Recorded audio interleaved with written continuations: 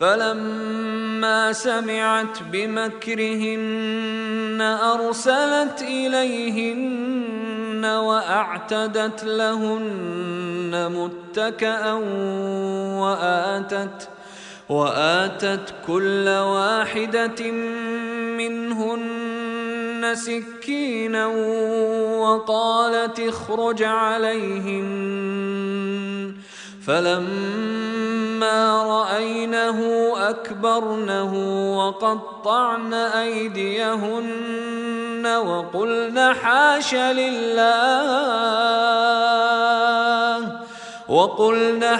لله ما هذا بشرا إن هذا إلا ملك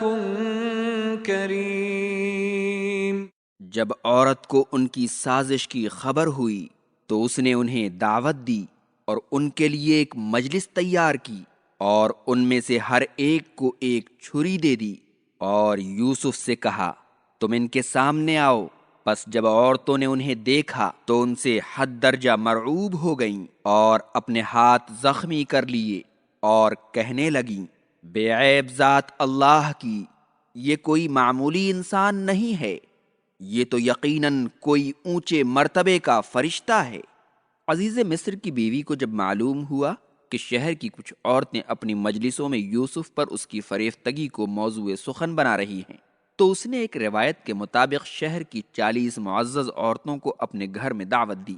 ان میں وہ عورتیں بھی تھیں جو اس کے بارے میں باتیں کرنے میں پیش تھیں۔ انہیں ایک ایسی مجلس میں بٹھایا جس میں گاؤ تکیے لگے ہوئے تھے، اور ہر ایک کے ہاتھ میں ایک چھری دے دی تاکہ اپنے سامنے رکھے ہوئے گوشت اور پھل کاٹ کر کھائیں۔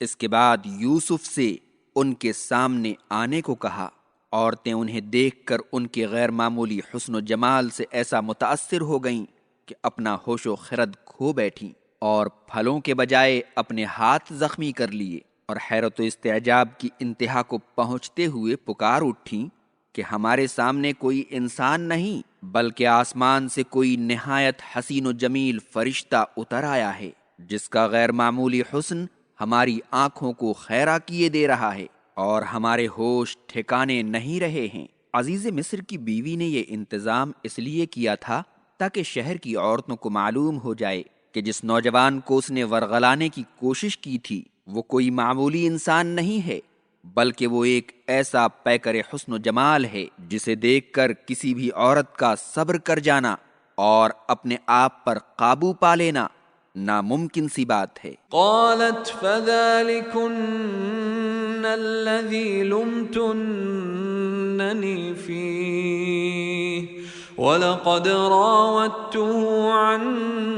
نفسه فاستعصم ولئن لم يفعل ما آمره ليسجنن وليكون من الصاغرين۔ عزیز مصر کی بیوی نے کہا تو یہی ہے وہ جوان جس کے بارے میں تم سب مجھے برا بھلا کہتی تھیں، اور میں نے اسے اپنی طرف مائل کرنا چاہا لیکن اس نے اپنے آپ کو بچا لیا، اور اگر اس نے میرے حکم پر عمل نہ کیا تو جیل میں ڈال دیا جائے گا اور ذلیل ہوگا۔ زلیخا نے ان عورتوں سے کہا کہ یہی وہ پیکر حسن ہے جس کے بارے میں تم عورتیں مجھے کوستی تھیں، اور جب اسے یقین ہو گیا کہ وہ تمام عورتیں یوسف کے حسن سے مسحور ہو گئی ہیں اور اسے معذور سمجھنے لگی ہیں تو اپنا دل کھول کر ان کے سامنے رکھ دیا اور کہا کہ ہاں میں نے اسے ورغلایا تھا، لیکن اس نے قطعی طور پر انکار کر دیا ہے اور ذرا سی بھی لچک نہیں دکھائی ہے۔ اور اس کے بعد اس نے شرم و حیا کی چادر ایک طرف پھینک دی اور عشق و سرمستی کی آخری حدوں کو چھوتی ہوئی کہا کہ میرا اس سے جو مطالبہ ہے اگر اس نے پورا نہیں کیا تو اسے جیل میں ڈال دیا جائے گا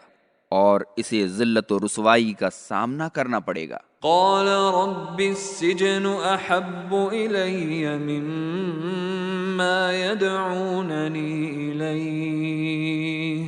وَإِلَّا تَصْرِفْ عَنِّي كَيْدَهُنَّ أَصْبُ إِلَيْهِنَّ وَأَكُن مِّنَ الْجَاهِلِينَ۔۔،،،،،،،،،،،،،،،،،،،،،،،،،،،،،،،،،،،،،،،،،،،،،،،،،،،،،،،،،،،،،،،،،،،،،،،،،،،،،،،،،،،،،،،،،،،،، ،، ، ، ، ، ، ، ، ، یوسف نے کہا میرے رب جیل میرے نزدیک اس گناہ سے زیادہ آسان ہے جس کی یہ لوگ مجھے دعوت دے رہے ہیں، اور اگر تو نے میرے خلاف ان کی سازش کو ناکام نہیں بنایا تو میں ان کی طرف ڈھل جاؤں گا اور نادانوں میں سے ہو جاؤں گا۔ جب یوسف نے اس کی یہ بات سنی تو سمجھ گئے کہ اس نے ایسا کرنے کا پختہ ارادہ کر لیا ہے اور اس کا شوہر اس کی ہر بات مانتا ہے، اسی لیے اپنے رب سے سرگوشی کرتے ہوئے کہا کہ اے میرے اللہ،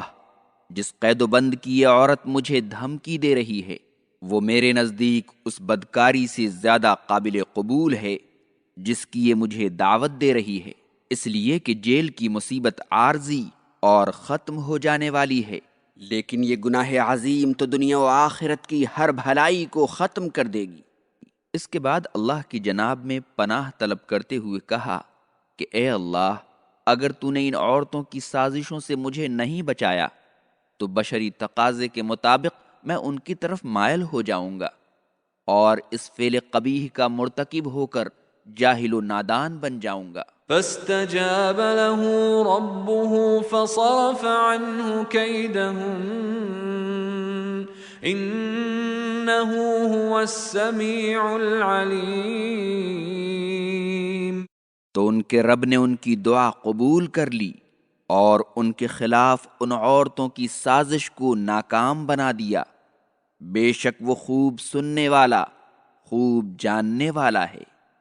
اللہ تعالیٰ نے ان کی دعا قبول کر لی اور انہیں گناہ میں پڑنے سے بچا لیا۔ اس آیت کریمہ سے یہ سمجھ میں آتا ہے کہ اللہ کی حفاظت اور اس کے لطف و کرم کے بغیر کوئی شخص گناہ سے نہیں بچ سکتا ہے۔ عزیز مصر نے یوسف کی بے گناہی کے تمام شواہد و دلائل کے باوجود مشیر کاروں اور اپنی بیوی سے مشورہ کرنے کے بعد مصلحت اسی میں سمجھا کہ انہیں ایک مدت کے لیے جیل میں ڈال دے،